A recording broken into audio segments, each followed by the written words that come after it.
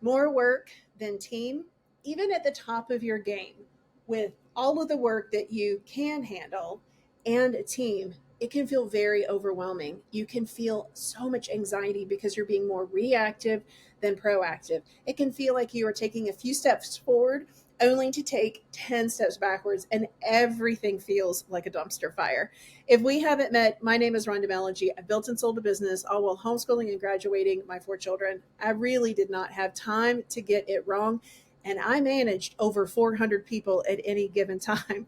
And so let's get it right. Now, I just hopped off with a client and she is at the top of her game, multiple 5 figures a month, but she is constantly spinning her wheels.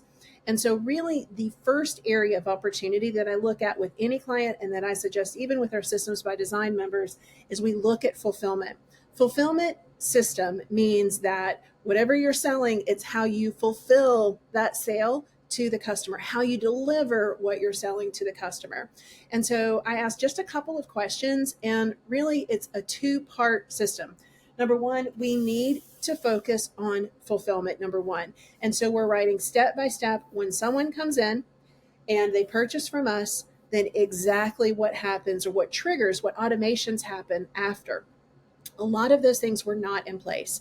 Now, this particular client, she has a lot of team members, but she feels a lot of frustration because she feels like she's saying the same thing over and over again. And I don't know if you caught what I just said, but she said she's saying.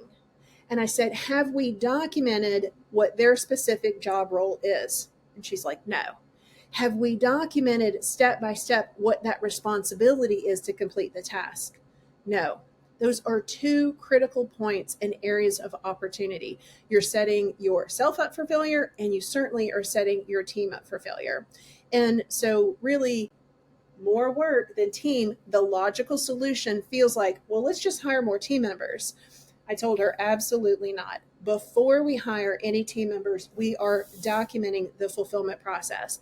And then number 2, for each position, we are going to define that role. We're going to give it a title. And then more specifically, we're going to take parts of this fulfillment and we're delegating. So now we're not just hearing what she wants, we see what she wants. And often I find that when we really define roles for our team members, they always meet that expectation. 9 times out of 10, if you hire the right person, not only do they meet that expectation, they exceed that expectation. And at that moment is when you grow and scale. So many things can happen as a result of really focusing on your fulfillment. You have training, you get faster, you get better results, and all of this more work than team. If you need to, now you have a system to actually onboard that team member without putting them in front of a fire hose. And now they know what their expectation is for performance. And you can now handle that work. 9 times out of 10, the solution is not to hire even your first team member, or it's not to hire more team members. It is really defining what that workflow looks like for fulfillment, then defining the job roles, and then defining the task. And at that point, we put all of that into a dashboard and you crank those automations and magic happens. So don't always think that the solution is throwing more. It's almost sometimes we need to stop and slow down so that we can grow.